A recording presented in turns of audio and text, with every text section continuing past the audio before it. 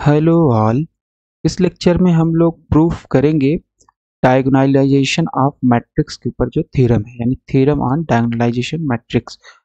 तो इसमें जो थ्योरम है वो क्या बोलता है कि if A square matrix of order n has n linearly independent eigenvectors, then a matrix P can be found such that P inverse AP is a diagonal matrix। इसका कहने का मतलब क्या है, अगर हम 3x3 का मैट्रिक्स ले, तो सपोज आपके पास मैट्रिक्स 3x3 का है। लेट हम मान लेते हैं कि हमारे पास जो मैट्रिक्स है A1 B1 C1, A1 B1 C1 मान सकते हैं या हम लोग मान सकते हैं, ओके सही है, A1 B1 C1 मान लो, कुछ भी मान लो, और ये हो जाएगा लेट से A2, this one is A2, ये B2 और ये C2 है, और ये एलिमेंट है A3 B3 और C3। ये आपके पास 3x3 की मैट्रिक्स है।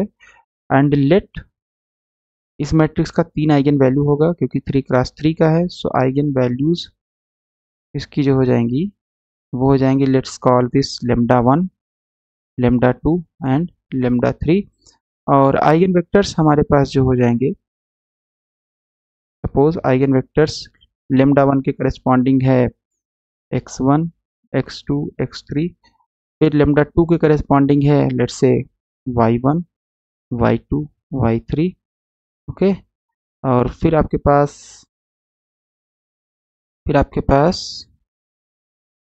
λ3 के करस्पॉन्डिंग जो है वो है z1 z2 एंड z3।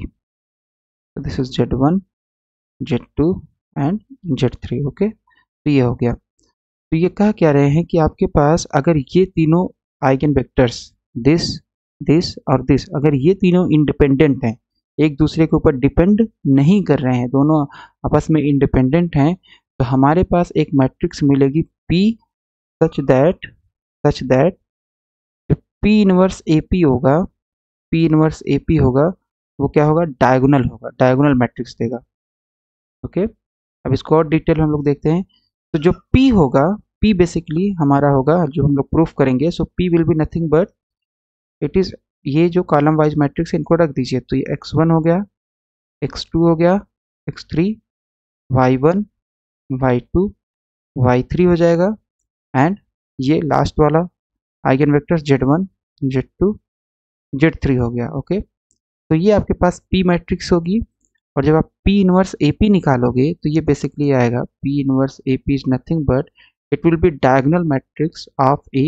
तो डायगोनल मैट्रिक्स अगर A की करस्पॉन्डिंग है तो ये आ जाएगा λ1 0 0 0 λ2 0 0 0 λ3, ओके। तो ये हमें प्रूफ करना है कि P इनवर्स AP जो आएगा वो इतने के बराबर आएगा, जहाँ पे P जो है वो आइगन वेक्टर्स के द्वारा फॉर्म्ड किया हुआ मैट्रिक्स है, और A आपके पास इतना है। So let's prove this diagonalization theorem for a 3x3 matrix. तो इस तरीके से हम लोगों ने मान लिया कि लेट्स से हमारे पास A बराबर ये मैट्रिक्स है, इसका ये आइगन वैल्यू है, ये आइगन वेक्टर्स है, और हमें ये प्रूफ करना है। To proof P inverse AP is this matrix, है ना। तो कैसे प्रूफ करेंगे हम लोग, सो ओके। तो हमने माना है यहाँ पे let A is equal to A1 B1 C1 A2 B2 C2 A3 B3 C3, eigen vectors इतना है। सो इसको हम नाम दे दे रहे हैं, suppose this is your capital X eigen vector, okay. और ये जो है इसको हम नाम दे दे रहे हैं कैपिटल Y, और ये जो है इसको हम नाम दे दे रहे हैं capital Z eigen vectors, right. ये हमारे पास आइगन वेक्टर्स हैं। So if eigen if x1 या if x is eigenvector is a eigenvector corresponding to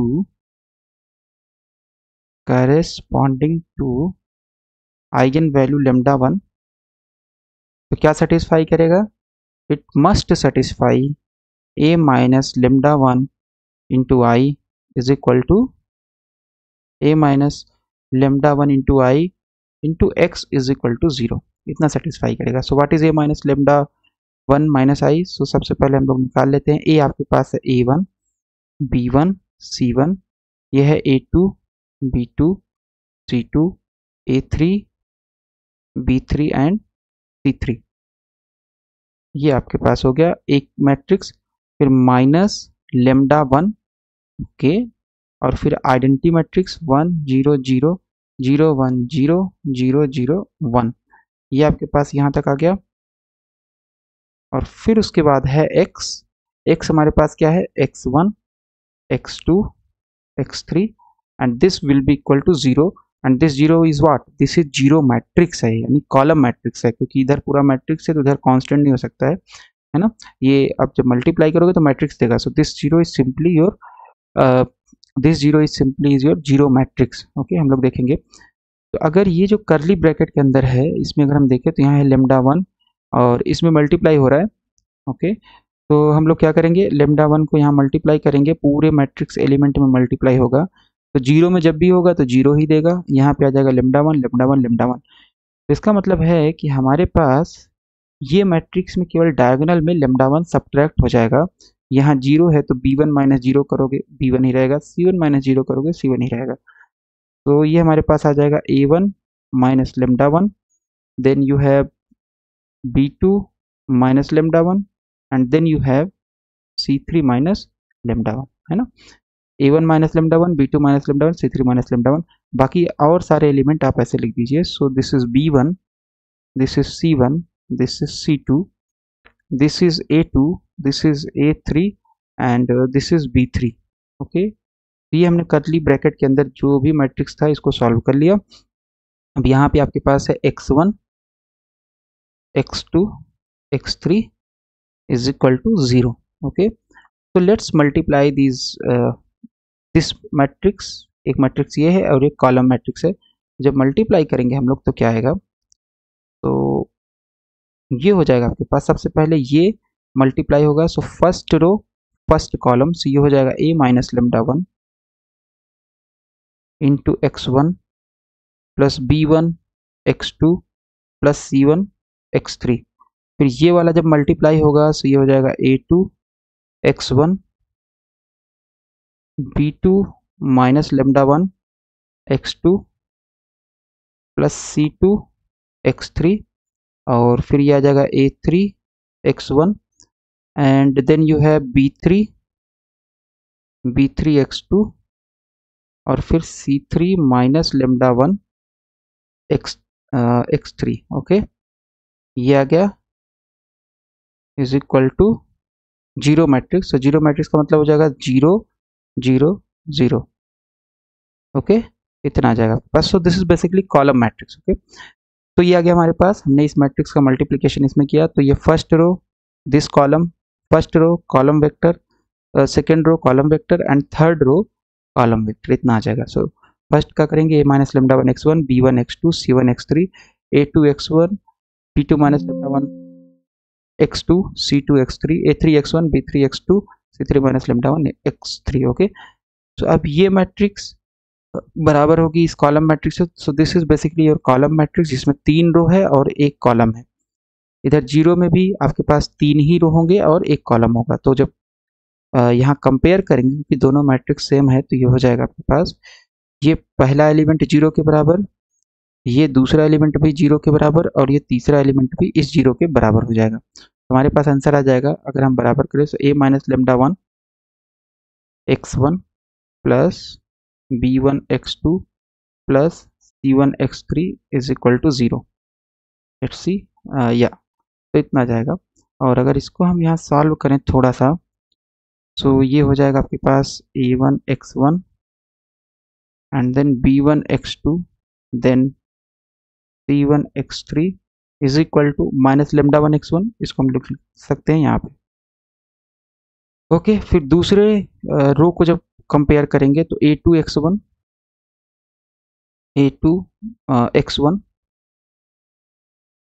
plus आपके पास आ जाएगा b two minus lambda one B two minus lambda one x two plus C to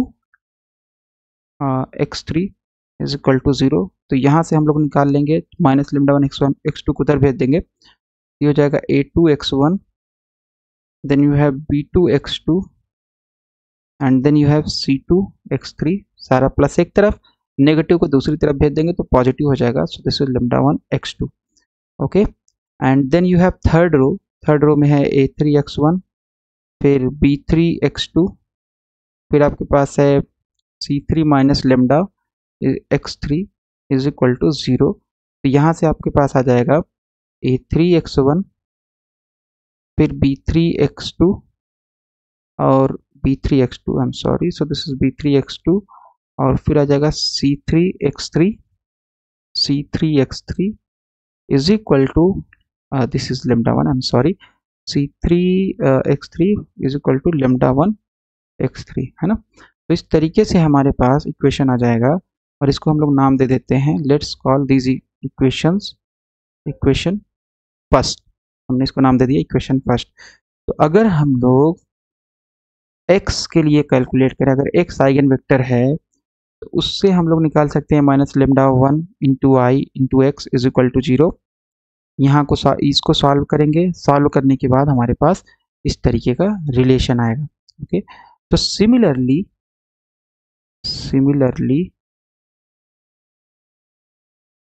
अगर आपके पास lambda 2 के corresponding पर y2 and for y, क्योंकि lambda 2 के लिए y है, एंड z आइगन वेक्टर्स, हमारे पास क्या आ जाएगा, तो हम लोग को करना पड़ेगा a minus lambda 2 I into y. तो a माइनस लेमडा 2, तो यहाँ लेमडा 2 हो जाएगा, और यहाँ जाएगा y1 y2 y3, यहाँ जाएगा minus lambda 2 y1 y2 y3। इसका मतलब है कि ये जो इक्वेशन है इसमें अगर हम x को रिप्लेस कर दे y से, तो लेमडा आपका रिप्लेस हो जाएगा लेमडा 1 रिप्लेस हो जाएगा लेमडा 2 से for eigen vectors y। Okay, तो डायरेक्ट हम लिख सकते हैं यहाँ पे, सो this is nothing but a1, ये आ जाएगा आपके पास a1 y1 b1 y2 और c1 y3 is equal to lambda 2 y1, पहला इक्वेशन आ जाएगा। दूसरा इक्वेशन होगा आपके पास a2 y1 b2 y2, okay, 2y1 b2 आपके पास आ जाएगा y2, और c2 y3 is equal to lambda 2 y2, और फिर यहाँ पे आपके पास आ जाएगा लास्ट इक्वेशन, आ जाएगा a3 y1 plus b3 y2 plus c3 y3 is equal to lambda 2 y3. Okay, so call this equation as, so let's match this. So a1 let's re-verify it. So a1 y1 b1 y2 c1 y3 lambda 1, तो lambda की जगह पे lambda 1 की जगह पे lambda 2 हो जाएगा, और x की जगह पे y, तो lambda 2 y1, फिर a2 y1 b2 y2 c2 y3 lambda 2 y2, फिर आपके पास आ जाएगा a3 y1 b3 y2 c3 y3 is equal to lambda 2 y3. Okay, so call this equation as your equation number 2. So this is for lambda and y, अगर y eigen vector है और lambda 2 eigen value है तो ये आ जाएगा। फिर आपके पास अगर lambda 3 आइगन वैल्यू है और z आइगन वेक्टर है तो उसके लिए भी 3 इक्वेशन आएंगे। तो हमारे पास जहाँ x है वहाँ z, और जहाँ लेमडा 1 है वहाँ आ जाएगा लेमडा 3, है ना। इसी तरीके से हम लोग करेंगे a minus lambda 3 I into Z बराबर 0, सॉल्व करेंगे तो ये इक्वेशन आएगा इसका, और वो इक्वेशन क्या होगा, the equation will be a1 x की जगह पे z, सो z1 a1 z1 plus b1 z2 plus c1 z3 is equal to lambda 3 z1। फिर दूसरा इक्वेशन क्या हो जाएगा, दूसरा इक्वेशन हो जाएगा a2 z1 b2 z2 c2 z3 is equal to lambda 3 z2, और फिर लास्ट इक्वेशन आ जाएगा a3 z1 and b3 z2 और फिर आ जाएगा C3 Z3 और फिर आ जाएगा λ3 Z3। ओके, एक बार फिर से मैच कर ले। A1 Z1 B1 Z2 C1 Z3 λ3 Z1 A2 Z1 B2 Z2 C2 Z3 λ3 Z2 A3 Z1 B3 Z2 C3 Z3 λ3 Z3। okay, so call this equation as equation 3, right? So consider matrix P formed by eigenvectors x y z। तो P matrix क्या हो जाएगा आपके पास? so P matrix is nothing but, तो पहला इसको हम ऐसे लिख सकते हैं, तो x y z है ना। तो x आपके पास क्या है, उसकी वैल्यू रख देंगे। तो x आपके पास जो है वो है x1 x2 x3, फिर है आपके पास y1 y जो है y1 y2 y3, और फिर है z आइगन वेक्टर्स के करस्पॉन्डिंग z1 z2 z3। मतलब ये जो p होगा ये आइगन वेक्टर्स को कॉलम वाइज रख दीजिए, ये मैट्रिक्स बन जाएगा। ओके राइट, लेट्स कंसीडर हम लोग निकाल लेते हैं, consider AP A into P। तो व्हाट वाज योर A? ये आपके पास था A1 B1 C1 A2 B2 C2 A3 B3 C3, and what is P? P is nothing but it is x1 y1 z1 x2 y2 z2 x3 y3 and z3, right? Okay, so let's multiply the term। ये हो जाएगा a1 x1 b1 x2 c1 x3। ये हो जाएगा a1 x1, अच्छा यहाँ नहीं लिखना पड़ेगा, हमें लिखना यहाँ पे आ ही नहीं पाएगा। So let's write in the next page. तो आपके पास क्या आ जाएगा, ये फर्स्ट रो मल्टीप्लाई करेंगे, सो AP, तो first row first column A1 x1 B1 x2 C1 x3, तो आ जाएगा A1 x1 plus B1 x2 plus C1 x3, ये है ना, राइट। फिर यहाँ पे फर्स्ट रो सेकंड कॉलम, तो ये हो जाएगा A1 y1 B1 y2 C1 y3। Okay right, फिर फर्स्ट रो थर्ड कॉलम, सो A1 Z1 B1 Z2 फिर C1 Z3। ओके, फिर सेकेंड रो फर्स्ट कॉलम, तो ये आ जाएगा A2 x1 B2 x2 and C2 1 second, so this is C2 x3। फिर second row second column so ये हो जाएगा आपके पास A2 y1 and this is your A2 y1 and then you have B2 y2 then you have C2 y3। फिर second row third column, ये हो जाएगा A2 z1 B2 z2 plus C2 z3। Okay, फिर third row first column, ये हो जाएगा आपके पास A3 x1 B3 x2 B3 x3। फिर थर्ड रो सेकेंड कॉलम, ये हो जाएगा A3 y1 B3 y2 C3 y3। okay, A3 y1, let's see, so this is A3 y1 B3 y2 C3 y3, correct। and the last रो मतलब third row और third column, तो ये आ जाएगा A3 z1 plus A3 z1 plus आपके पास आ जाएगा ये B3 z2 plus C3 z3। ये आ गया मैट्रिक्स का मल्टीप्लिकेशन। सिंपल हमने क्या किया है, A मैट्रिक्स और P मैट्रिक्स को मल्टीप्लाई करेंगे तो ये हमारे पास वैल्यू आ जाएगी, right. And now let's substitute this values. ये वैल्यूज क्या है आपके पास, तो इसको अगर हम सब्स्टिट्यूट करेंगे तो हमारे पास क्या आ जाएगा। तो सबसे पहले a1x1 b1x2 c1x3। तो अगर हम बात करें हमारे पास जो है मैट्रिक्स a1x1, ये जो हमने इक्वेशन 1 से निकाला है, सो इक्वेशन 1 से a1x1 b1x2 c1x3 is equal to हम लोग रख सकते हैं लेमडा 1x1। तो इसकी जगह पे हम लोग रख सकते हैं इक्वेशन 1 से लेमडा 1x1, ठीक है। फिर इसकी जगह पे हम लोग रख सकते हैं a1y1 plus b1y2 plus c1y3। इसकी जगह पे क्या रख सकते हैं, इसकी जगह पे हम लोग रख सकते हैं यस, ये यहाँ से रख सकते हैं इक्वेशन 2 का जो पहला इक्वेशन है, इक्वेशन 2 का जो फर्स्ट इक्वेशन है a1y1 b1y2 plus c1y3 is equal to lambda 2y1। तो हम लोग यहाँ पे रख सकते हैं लेमडा 2, इस पूरे की जगह पे आ जाएगा हमारे पास लेमडा 2y1। फिर इसकी जगह पे हमारे पास आ जाएगा इक्वेशन 3 का ये पहला इक्वेशन है, इक्वेशन 3 का पहला इक्वेशन, ओके। तो लेमडा 3 z1, इसकी जगह पे आ जाएगा lambda 3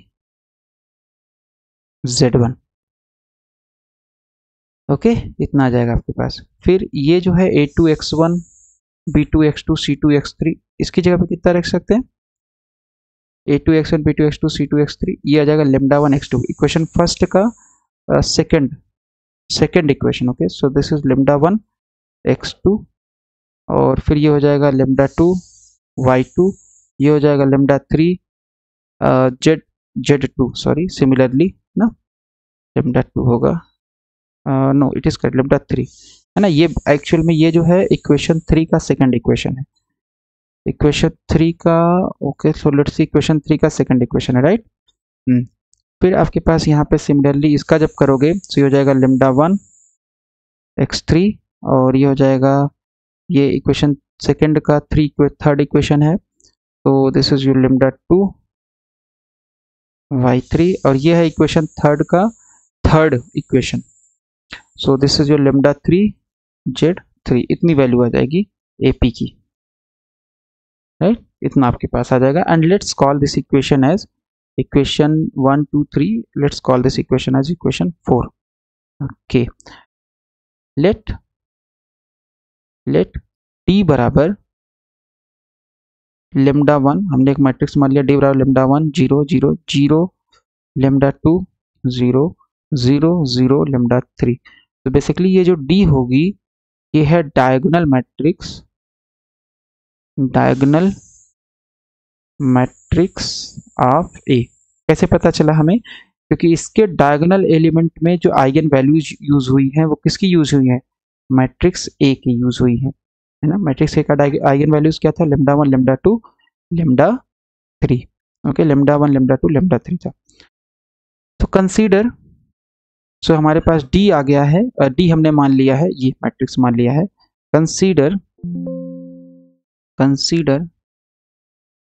P into D। So what was your P? P आपके पास है x1 x2 x3 y1 y2 y3 z1 z2 and z3, ये आपके पास P है। और आपके पास D जो है वो है लेमडा 1 0 0 0 लेमडा 2 0 0 0 लेमडा 3, है ना। डायगोनल मैट्रिक्स है तो, और D का जो आइगन वैल्यू आप निकालोगे तो यही आएगा lambda 1 lambda 2 lambda 3। Okay, so D is diagonal matrix of A, right? So let's multiply them। तो ये आ जाएगा आपके पास first row first column, so lambda 1x1 0 y1 0 z1, add करोगे तो यहाँ पे आ जाएगा lambda 1x1। First row second column, तो 0 into x1 lambda 2y1 and z1 into 0, तो ये जस्ट आ जाएगा लेमडा 2y1 ऐड करने पे। फिर फर्स्ट रो थर्ड कॉलम करोगे तो 0 y1 0 हो जाएगा, z1 इंटू लेमडा 3 बचेगा ऐड करने पे, ओके। सिमिलरली इसका जब करेंगे तो ये हो जाएगा lambda 1x2 and this is your lambda 2y2, और इसका जब मल्टीप्लिकेशन करेंगे सो दिस विल बी, को लिख सकते हैं हम लोग लेमडा 3z1 लिख देते हैं, ज़्यादा सही रहेगा। लेमडा 3 और ये second row third column lambda 3 and z2, okay. फिर थर्ड रो फर्स्ट कॉलम, ये हो जाएगा λ1 x3, और ये हो जाएगा आपके पास third row second column λ2 y3, और थर्ड रो थर्ड कॉलम तो ये हो जाएगा λ3, and this is your z3। This is what, ये जो हम अगर PD को मल्टीप्लाई करेंगे, this is what, this is your matrix AP, यानी इक्वेशन 4 के बराबर है। Check that. So λ1 x1 λ2 y1 λ3 z1, λ1 x1 λ2 y1 λ3 z1, second row में λ1 x2 λ2 y2 λ3 z2, सो λ1 x2 λ2 y2 λ3 z2, third row में λ1 x3 λ2 y3 λ3 z3, λ1 x3 λ2 y3 λ3 z3। so this is nothing but this is your AP, this is what, this is AP। okay, तो यहाँ हम लिख देते हैं using equation 4 तो we can write this whole matrix as AP। इसका मतलब हमारे पास आ गया PD बराबर AP, है ना। सो अगर हम P इनवर्स से लेफ्ट में दोनों में मल्टीप्लाई कर दें, इधर भी और इधर भी P इनवर्स से मल्टीप्लाई कर दें, तो कोई दिक्कत की बात नहीं है ना। सो P इनवर्स क्या है, it is inverse of P मैट्रिक्स। सो ये P inverse P into D हो जाएगा, ये हो जाएगा P इनवर्स AP हो जाएगा। अब since P inverse P is equal to P inverse is equal to identity, क्योंकि जो P इनवर्स है वो P का इनवर्स है ना। तो P इनवर्स P ये हो जाएगा आइडेंटिटी D, और ये आ गया P inverse AP, and D बराबर आ गया आपके पास, क्योंकि आइडेंटिटी मैट्रिक्स से किसी मैट्रिक्स में मल्टीप्लाई करोगे सेम मैट्रिक्स मिलेगा, this is P inverse AP। और इस तरीके से हम लोगों ने प्रूफ कर दिया कि अगर आपको डायगोनल मैट्रिक्स फॉर्म करना है तो उसका प्रोसीजर क्या है, पहले आइगन वेक्टर का इन्वर्स निकालिए, फिर मैट्रिक्स में मल्टीप्लाई करिए, फिर आइगन वेक्टर्स के द्वारा जो मैट्रिक्स P फॉर्म हुई है उसका मल्टीप्लिकेशन कर देंगे तो आपको D मिल जाएगा, और D is nothing but it is diagonal matrix of A। तो किसी मैट्रिक्स का डायगोनलाइजेशन करने का प्रोसेस क्या है कि आपको निकालना पड़ेगा P इनवर्स P, या सिमिलरिटी ट्रांसफॉर्मेशन आपको कंसीडर करना पड़ेगा मैट्रिक्स का।